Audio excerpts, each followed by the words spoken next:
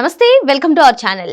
రాజకీయ నేతలకు వత్తాసు పలికి అధికారులు వారి జీవితాన్ని రిస్క్ పెట్టుకోవడాన్ని మనం చూసాం. కానీ ఇప్పుడు అదే రాజకీయ నాయకులపైన కుట్ర పన్నుతున్నారు అధికారులు. సీక్రెట్ మీటింగ్స్ పెట్టుకుంటూ ప్రభుత్వాలను కూలగొట్టే విధంగా చేస్తున్నారని కూడా టాక్. మరీ ముఖ్యంగా ఏపీలో ఇటువంటి మీటింగ్స్ ఎక్కువగా జరుగుతున్నాయని కూడా వినిపిస్తుంది. అయితే అసలు ఈ పొలిటికల్ లీడర్స్ వర్సెస్ ఆఫీసర్స్ ని ఎలా చూడాలి తెలుసుకునే ప్రయత్నం చేద్దాం. దీన్ని విశ్లేషించడానికి మనతో పాటుగా ఉన్నారు ప్రముఖ ఆర్థిక, రాజకీయ, సామాజిక విశ్లేషకులు కొత్త రవీంద్రబాబు గారు.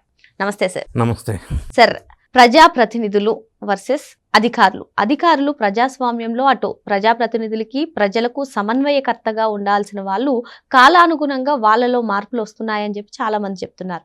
ఇక్కడ ఇంకో అంశం ఏంటంటే, వన్స్ వాళ్ళు డ్యూటీలోకి జాయిన్ అయిన తర్వాత రాజకీయ నేతలు ఒత్తిడికి వాళ్ళు తలొగ్గుతారు అంటూ వింటూ ఉంటాం. కానీ ఇప్పుడు ప్రజెంట్ సమాజంలో వస్తున్నటువంటి మార్పులను మరి ఏ విధంగా చూడాలో, ఇదే ఆఫీసర్స్ ఏకంగా రాజకీయ నాయకులపైనే, ఏకంగా ప్రభుత్వాలను కూలగొట్టే విధంగా వాళ్ళు నిర్ణయాలు తీసుకుంటున్నారని, సీక్రెట్ మీటింగ్స్ పెట్టుకుంటున్నారని చెప్తున్నారు. ఏంటి అసలు కీలక భూమిక పోషించాల్సినటువంటి అధికారులే ఈ విధంగా మారడాన్ని ఎలా చూడాలంటారు? ఏం చెప్తారు? ప్రజాస్వామ్య వ్యవస్థలో ప్రభుత్వాలు వస్తుంటాయి, పోతుంటాయి. కానీ ఈ బ్యూరోక్రాట్స్ వ్యవస్థ ఎప్పటికీ అక్కడే ఉంటుంది. పాలసీ పరంగా ప్రభుత్వాలు తీసుకుంటే నిర్ణయాలు, దాన్ని ఇంప్లిమెంట్ చేయవలసిన నైతిక బాధ్యత, కీలకమైన రోల్ ఈ బ్యూరోక్రాట్స్ వ్యవస్థ, అధికార వ్యవస్థ అనేది ఒక స్తంభం ప్రజాస్వామ్యంలో. అన్ఫార్చునేట్లీ ఈ మధ్యకాలంలో జరుగుతున్న సంఘటనలు చూస్తుంటే బాధేస్తుంది. మీరు ఇంట్రోలో ప్రస్తావించినట్టుగా గతంలో ప్రభుత్వాలు ఎన్ని మారినా, వచ్చినా, పోయినా ఆ పాలసీస్ ఇంప్లిమెంట్ చేయటంలో నిష్పక్షపాతంగా పనిచేసేటోళ్ళు ఈ బ్యూరోక్రాట్స్. ఇప్పుడు ఏమైంది అని అంటే అది రాజశేఖర్ రెడ్డి గారు ఉమ్మడి ఆంధ్రప్రదేశ్లో ముఖ్యమంత్రిగా పరిపాలించిన కాలం నుంచి ఈ పరంపర కొంత మార్పు కనిపిస్తూ ఉంది అని మనం చెప్పవచ్చు. అప్పట్లో ఆయన అక్రమ సంపాదన కోసం, అంటే కిడ్కో ప్రో ద్వారా లబ్ధి పొందటం కోసం అక్రమంగా పర్మిషన్స్, మరీ ముఖ్యంగా మైన్స్లో ఇటువంటి వాటిల్లో వాళ్ళకి ఇష్టమైన వాళ్ళకి పర్మిషన్స్ ఇచ్చే విషయంలో అధికారులను ఉపయోగించుకొని అంటే అవుట్ ఆఫ్ ది వే రూల్స్ని అతిక్రమించి లబ్ధి పొందినట్టుగా వెలుగులోకి వచ్చింది. తర్వాత జరిగిన పరిణామాలు చూస్తే రాజకీయ నాయకులు బాగానే ఉన్నారు, ఆ పదవి పోయింది, పార్టీలు మారినాయి. కానీ ఆ అధికారులు జైలు పాలైన సంఘటన ఇప్పటికీ మన కళ్ళ ఎదుట ఉంది. సీనియర్ ఐఏఎస్గా పేరున్నటువంటి శ్రీలక్ష్మి జైలు జీవితం గడిపి బయటికి వచ్చి ఆమె పరిస్థితి ఏ విధంగా ఉందో మనం చూసాం. ఆ పరంపర కొనసాగిస్తూ వాళ్ళ కొడుకుగా, రాజశేఖర్ రెడ్డి కొడుకుగా జగన్ రెడ్డి గారు రాష్ట్రాన్ని పరిపాలించిన కాలంలో అదే పరిస్థితిని కొంత పెంచి పోషించాడు అని చెప్పవచ్చు. ఇప్పుడు అప్పట్లో పనిచేసిన ఐఏఎస్, ఐపీఎస్ అధికారులు, అది పిఎస్ఆర్ ఆంజనేయులు కావచ్చు, విశాల్ గున్ని కావచ్చు, సునీల్ నాయక్ కావచ్చు, ఇట్లా రకరకాల మంది ఐఏఎస్లు, ఐపీఎస్లు జైలు బాట పట్టడం, మరి వాళ్ళు ఇప్పుడు దర్యాప్తు ఎదుర్కోవటం, ఇది ఎంత దారుణమైన వ్యవస్థను విచ్ఛిన్నం చేసే వ్యవహారం అని అంటే, ఐఏఎస్ కాస్త వైఏఎస్ అయిపోయింది, ఐపీఎస్ కాస్త వైపీఎస్ అయిపోయింది.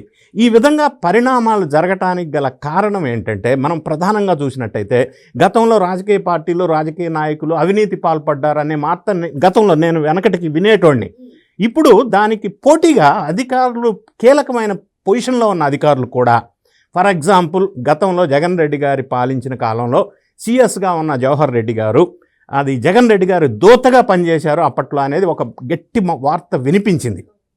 ఆ అధికారాన్ని అడ్డు పెట్టుకొని వైజాగ్ పరిసర ప్రాంతాల్లో వాళ్ళ కొడుకు ఆయన కలిసి 2000 ఎకరాలు కబ్జా పెట్టారనేది కూడా వార్త వెలుగులోకి వచ్చింది, ఓపెన్గానే న్యూస్ బయటకు వచ్చింది.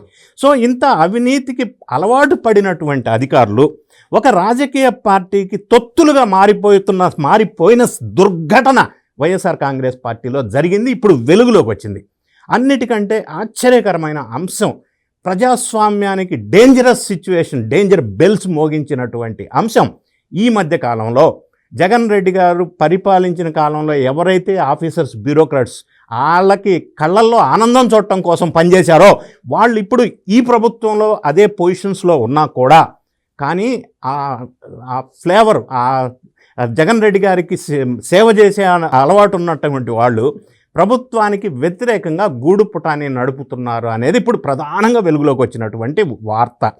దీనికి బేస్ చూసుకున్నట్టయితే అప్పట్లో జగన్ రెడ్డి గారు దూత జవహర్ రెడ్డి గారు, ఆయన ఆధ్వర్యంలో ప్రస్తుతం అధికారంలో ఉన్న సర్వీస్లో ఉన్నటువంటి ముఖ్యమైన ఐఏఎస్ ఐపీఎస్ అధికారులు సమావేశం అయిపోయి విజయవాడలో ఏమి చర్చించుకున్నారు అని వెలుగులోకి వచ్చింది ఈ మధ్యకాలంలో.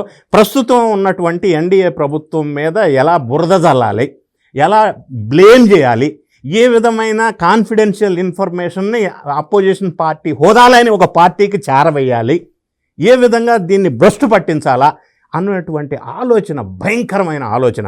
జవహర్ రెడ్డి గారి నేతృత్వంలో విజయవాడలో ఒక మీటింగ్ జరిగితే అది వెలుగులోకి వచ్చింది బయటికి. సో వీళ్ళు వెంటనే ప్లేస్ మార్చారు, హైదరాబాద్కి షిఫ్ట్ చేశారు మీటింగ్ ప్లేస్. హైదరాబాద్లో కూడా జవహర్ రెడ్డికి బంధువు అయినటువంటి ప్రస్తుతం సర్వీసులో ఉన్నటువంటి ఐపీఎస్ ఆఫీసర్ నాగిరెడ్డి వాళ్ళ ఇంట్లో ఈ సమావేశం ఏర్పాటు చేసుకున్నారు. అందులో అటెండ్ అయిన ఐఏఎస్ ఐపీఎస్ ఆఫీసర్ల పేర్లు కూడా బయటకు వచ్చేసినాయి. ఫుల్ డీటెయిల్ ఇవాళ రేపు సోషల్ మీడియా చాలా యాక్టివ్గా అలర్ట్గా ఉంది, అన్ని విషయాలు బయటకు వస్తున్నాయి. సో ఆ విషయాలు బయటకు వచ్చిన నేపథ్యంలో ప్రభుత్వం వాళ్ళు ఇప్పుడు వాళ్ళందరినీ తీసేసి వేరే వాళ్ళని పెట్టి పని చేయించడం సాధ్యం కాదు. సో వాళ్ళ చేతనే పని చేయించాలా, ఎఫెక్టివ్గా పని చేయించాలా, ఎఫిషియెంట్గా పని చేయించాలా, ప్రభుత్వ పాలసీసు పథకాలు ఇంప్లిమెంటేషన్ సరిగా చేసే విధంగా మానిటరింగ్ చేయాలి.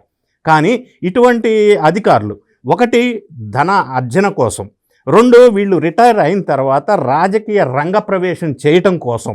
గతంలో ఎంపీగా చేసినటువంటి మాధవ్ పోలీసుగా ఉండి ఎంపీ అవతారం ఎత్తాడు. సో కొంతమంది ఆఫీసర్లు ఏంటంటే రిటైర్ అయినాక రాజకీయ రంగ ప్రవేశం చేయాలి అనే ఒక విజన్తో ఉండి పనిచేస్తున్నారు.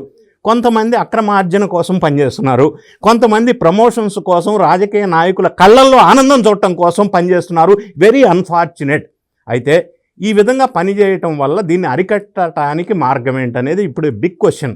మన వ్యవస్థలో ఇది ఒక పెద్ద ప్రశ్నగా మిగిలిపోయింది. అయితే అడ్మినిస్ట్రేషన్ స్ట్రాంగ్ గా ఉంటేనే ఆ రాష్ట్రం కానివ్వండి, ఆ దేశం కానివ్వండి బాగుపడుతుంది. చంద్రబాబు నాయుడు గారి హయాంలో అడ్మినిస్ట్రేషన్ స్ట్రాంగ్ గా ఉంటుందని చెప్తున్నారు. కానీ రాజకీయ నేతలతో పోటీ పడుతున్న అధికారులు దీనికి ఎలా చెక్ పెట్టాలంటారు, దీన్ని ఎలా అరికట్టాలంటారు? ఇప్పుడు ఎలాగంటే ప్రధానంగా service rules, IAS IPS officers will be governed by the central all India service rules. Service rules ఏం చెప్తున్నాయి? ఈ అధికారులు సర్వీస్లో డ్యూటీలో ఉన్నంతకాలం ప్రభుత్వం మీద వ్యతిరేకతని వ్యక్తం చేయకూడదు. ప్రభుత్వం తీసుకున్న పాలసీ నిర్ణయాలు కాన్ఫిడెన్షియాలిటీ మెయింటైన్ చేయాలి. ప్రభుత్వ వ్యతిరేకంగా కుట్ర పన్నకూడదు. ప్రభుత్వానికి వ్యతిరేకంగా మీటింగ్స్ పెట్టకూడదు. ఇవి ఆల్ ఇండియా సర్వీస్ రూల్స్ చెప్తున్నటువంటి మాట. వీళ్ళు అన్నిటినీ వైలేట్ చేస్తున్నారు, రూల్స్ అన్నిటినీ వైలేట్ చేస్తున్నారు.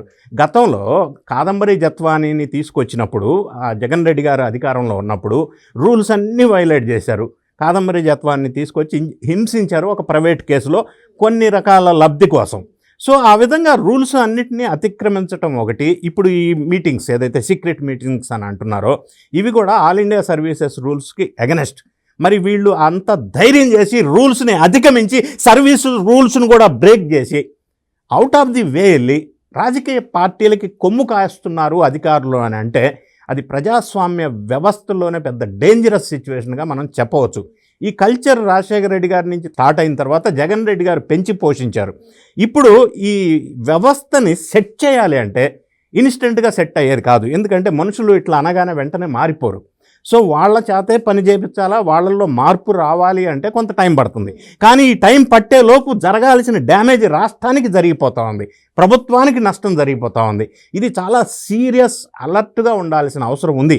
ప్రతి దాని మీద నిఘా వ్యవస్థ ఆల్రెడీ ఉంటుంది ప్రభుత్వానికి.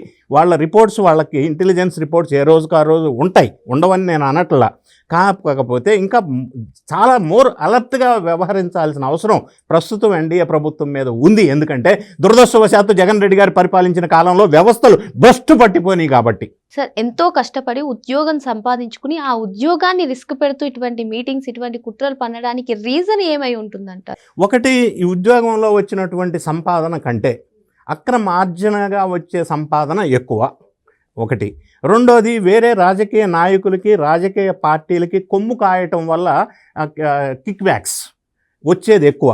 మూడోది, ఈ పదవి అయిపోయిన తర్వాత వీళ్ళంతా సీనియర్ పొజిషన్స్లో రిటైర్మెంట్కి దగ్గరగా ఉండవచ్చు. సో రిటైర్ అయిన తర్వాత రాజకీయ పార్టీలో జాయిన్ అయ్యి రాజకీయ నాయకుడు అవతారం ఎత్తటం కోసం, లేదా కొంతమంది ఇంకా వాళ్ళు ఇచ్చే ముడుపులకి ఆశపడి, లేదా వాళ్ళకి ఉన్న సంబంధ బాంధవ్యాలని బట్టి ఇన్ని రకాల కారణాల వల్ల వీళ్ళు ఆ విధంగా వ్యవహరిస్తూ ఉండవచ్చు. కానీ ఇది ప్రజాస్వామ్య వ్యవస్థకే డేంజరస్ సిచ్యువేషన్ అని ఖచ్చితంగా బాధగా చెప్పవలసిన అవసరం ఉంది. దీని మీద చాలా సీరియస్గా ఫోకస్ పెట్టాల్సిన అవసరం అయితే ఉంది. లాస్ట్ 5 yearsలో ఎవరైతే అధికారులు అరాచకాలకు అవినీతికి పాల్పడ్డారో వాళ్ళు ఇప్పుడు విచారణలు ఎదుర్కొంటున్నారు, అరెస్ట్ అయి ఉన్నారు. ఇవన్నీ చూసిన తర్వాత కూడా ఇంకా మార్పు రాకుండా మళ్ళీ ఇటువంటి సీక్రెట్ మీటింగ్స్, ప్రభుత్వం పైన బురద ఎంతవరకు కరెక్ట్ అంటారు? ఎలా చూడాలి ఈ అంశాన్ని? అంటే అల్టిమేట్గా ఇప్పుడు రాజకీయ నాయకులు కానీ ప్రభుత్వం కానీ ఓరల్ ఇన్స్ట్రక్షన్స్ కొన్ని ఇచ్చారు అని అనుకుందాం. ఇది రూల్స్ని అతిక్రమించి ఏదన్నా పర్మిషన్స్ ఇవ్వమని. సపోజ్ జనరల్గా జరిగేటువంటి సంఘటనలు ఇవి. నేను ఏ పార్టీని నిందించట్లా, ఏ పార్టీకి సంబంధించిన వ్యక్తిని కాదు. పార్టీలకు అతీతంగా చెప్పవలసి వస్తే ప్రొఫెషనల్గా వాళ్ళకున్న ప్రెషర్స్ ఒకసారి గమనించినట్టయితే రాజకీయ నాయకులు ఓరల్గా ఇన్స్ట్రక్షన్ ఇస్తారు పలానా వ్యక్తికో పార్టీకో ఫేవర్ చేయమని. కాకపోతే ఇక్కడ గమనించాల్సిన అంశం ఏంటంటే కొన్ని సందర్భాల్లో చేయవలసి వస్తే వీళ్ళు నోట్ ఫైల్లో స్పష్టంగా దాని గురించి రాయాల. Yes, it is violation of the so and so rule, but however so and so insisted for me to approve this అని రాసినందువల్ల ఏమవుతుందంటే ఫ్యూచర్లో ఎంక్వైరీకి వచ్చినప్పుడు అతని మీద కొంత ప్రొటెక్షన్ ఉండే అవకాశం ఉంది. లేకపోతే అతన్ని నిందితుడిగా గతంలో సీనియర్ ఐఏఎస్ శ్రీలక్ష్మి ఎలా అయితే జైలు బాట పట్టారో ఇప్పుడు చాలామంది ఎలాగైతే జైల్లో ఉన్నారో అటువంటి పరిస్థితులు ఎదుర్కొంటున్నారు. దాని నుంచి బయటపడాలి అంటే ఒకవేళ సిన్సియర్గా ఉన్నా చేయవలసిన అనివార్య పరిస్థితులు వస్తే నోట్ ఫైల్లో ఖచ్చితంగా రిమార్క్స్ కనుక రాసినట్టయితే కొంతలో కొంత వీళ్ళు ప్రొటెక్ట్ అయ్యే అవకాశం ఉంది. కానీ అది తెలిసి కూడా రాయట్లేదంటే అందులో వీళ్ళు భాగస్వామి అయ్యి ఉండవచ్చు అనేది నాకు అనిపిస్తూ ఉంది. మరి ప్రజాస్వామ్యంలో ఎంతో కీలకమైనటువంటి అధికారులు ఇటువంటి మార్పు చెందడం వల్ల ప్రజాస్వామ్యానికే పెనుముప్పు ఉందని, దీనిపైన ఖచ్చితంగా నిఘా పెట్టవలసినటువంటి బాధ్యత ప్రభుత్వాలపైన ఉందని చెప్పి రవీంద్రబాబు గారు చెప్తున్నారు. మరో అంశంతో మళ్ళీ కలుద్దాం. Thank you sir. Thank you.